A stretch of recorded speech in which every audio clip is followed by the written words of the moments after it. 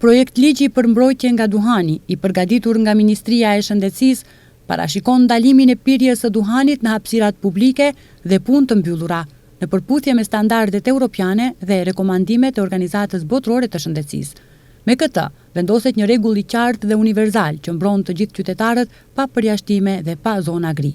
Sipas standardeve të shëndetit publik, pirja e duhanit është një zgjedhje personale, por hapësira e përbashkët e mbyllur nuk duhet të jetë vend ku kjo zgjedhje shndrohet në rrezik për shëndetin e të tjerëve.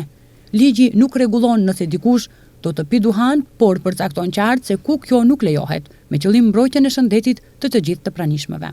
Cilësia e ajrit në hapësirat e mbyllura lidhet drejt për drejt me rezultatet shëndetësore.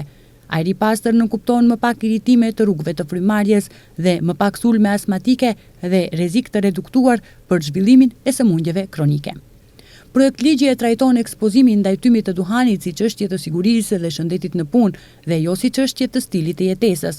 Në objektet hoteleriko-gastronomike, pikërisht personeli është ai që ekspozohet më gjatë dhe më intensivisht ndaj tymit të cigareve dhe produkteve të tjera të duhanit dhe nikotinës, prandaj shteti ka obligim të qartë për të mbrojtur të drejtat e të punësuarve për një mjedis pune të shëndetshëm dhe të sigurt.